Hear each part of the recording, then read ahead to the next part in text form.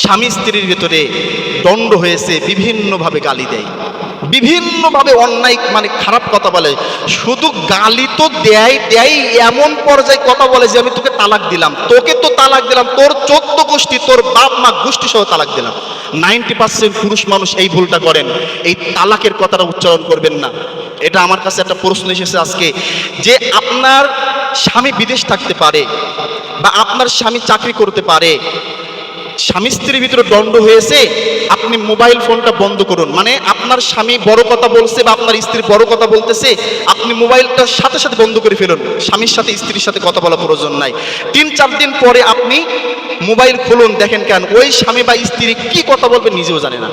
এই জন্য অনেক পরিবার আছে, স্বামীদেরকে আমি বলছি যে আপনার স্ত্রী অন্যায় করেছে, আপনি যদি ক্ষমা করতে যদি না পারেন, তাকে মারেন, মারতে মারতে হসপিটালে পাঠিয়ে দেন, মেডিকেলে পাঠিয়ে দেন, তবু তালাকের শব্দটা আপনারা উচ্চারণ করবেন না। এখান থেকে 4 জুম্মা আগেও কিন্তু এটা আমি আপনাকে বলেছি যে আপনি যদি আপনার স্ত্রীকে যদি আজকে বলেন যে তোকে তালাক দেব, 3টা কাজ আছে।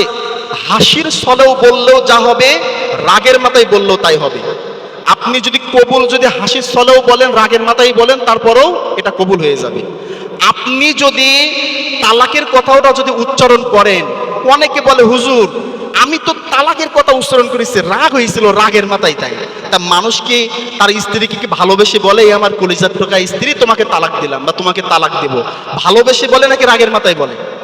রাগের মাথায় বলে।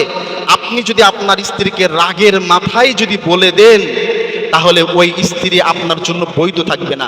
একজন বলছে যে হুজুর আমার স্বামী থাকে বিদেশ, যখন দেশে ছিল এখান থেকে 5 বছর 7 বছর আগে রাগারাগি করেছিলাম, একবার তালাক দিয়েছিল। মানে তালাকের কথা উচ্চারণ করেছে যে আমি তোকে তালাক দিলাম। তারপরে বিদেশ প্রবাসে যাওয়ার পরে আবারও একদিন রাগারাগি হয়েছে, আবারও তালাক দিয়েছে, তারপরে আবারও একদিন তালাক দিয়েছে। হঠাৎ করে লাস্টে একদিন এমন বলছে যে তোর তালাক দিলাম 14 গোষ্ঠী 22 তালাক, সর্বশেষ তালাক আমি দিয়ে দিলাম, এমন করে বলছে।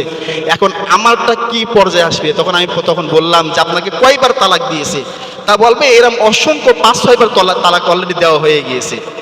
আপনি যদি আপনার স্ত্রীকে যদি একবার মুখ দিয়ে তালাকের কথা উচ্চারণ করেন, এই উচ্চারণ করার পরে আপনাকে 90 দিনের ভিতরে যদি ওই স্ত্রীর সাথে যদি আপনি সহবাসে লিপ্ত হন, তাহলে আপনাকে আর বিবাহ বসা লাগবে না, কিন্তু আপনার জন্য 1 তালাক হয়ে গিয়েছে। কথা বুঝছেন? 90 দিনের পরে 91 দিন যদি ওই স্ত্রীর কাছে যদি আপনি যেতে চান, তাহলে বিবাহ বন্ধনে আবদ্ধ হয়ে যাওয়া লাগবে, কিন্তু আপনার জন্য সংসার বৈধ। কেন? আপনি 1 তালাক দিয়েছেন, এখনো 2 তালাক আছে। 5 বছর পরে রাগারাগি হলো, হঠাৎ করে আবারও একদিন আপনি আপনার স্ত্রীকে তালাক দিলে, তালাকের কথা উচ্চারণ করলেন, তুমি যদি অমুক জায়গায় যাও তোমাকে তালাক দিব, আপনার স্ত্রী সেখানে গিয়েছে। তুমি যদি এই কাজটা করো তাহলে তোমাকে তালাক দিব, আপনার স্ত্রী সেই কাজটা করেছে, তার মানে তালাক হয়েই গেছে। আবার 90 দিন পর্যন্ত আপনার সুযোগ আছে বিবাহ বন্ধনে আবদ্ধ না হয়ে সংসার করার জন্য, কিন্তু 90 দিন পরে যদি আপনি স্ত্রীর কাছে যেতে চান, তাহলে বিবাহ করে যেতে হবে।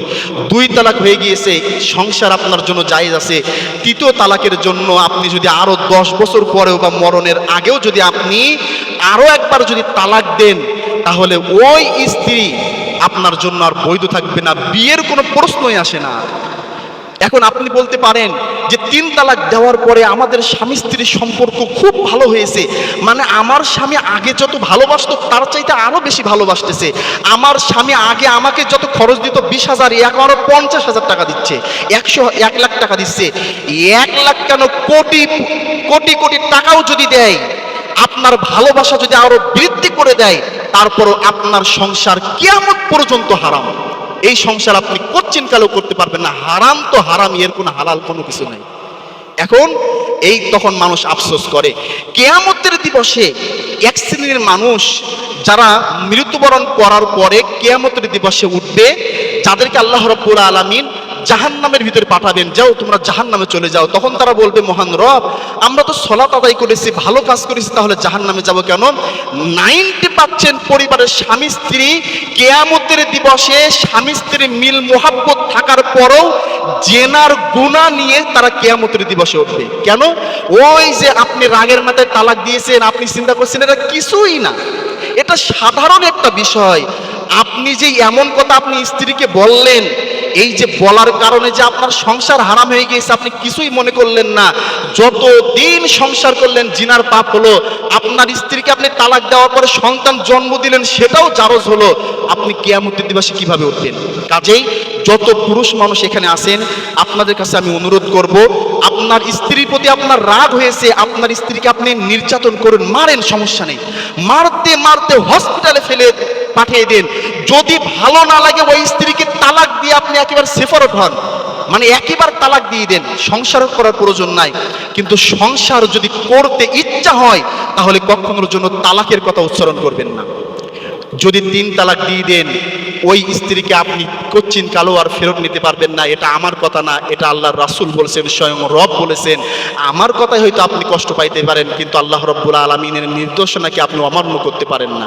এখন ওই 3 তালাক যখন হয়ে যাবে তখন আপনি যদি ওই স্ত্রীকে ফেরত নিতে চান তাহলে ওই স্ত্রীকে অন্য জায়গায় বিবাহ দিতে হবে। আজকে তো আমাদের ভিতরে এক শ্রেণীর আলেম আছে যারা ইসলামের বিপক্ষে বলে যে হিল্লা বিয়ে দিতে হবে, চুক্তি বিয়ে, যেটা যে এক রাতের জন্য ওই স্ত্রীকে অন্য কোনো ছেলের সাথে বিয়ে দাও, দেওয়ার পরে দ্বিতীয় রাতে তাকে নিয়ে আসো, এটাও হারাম।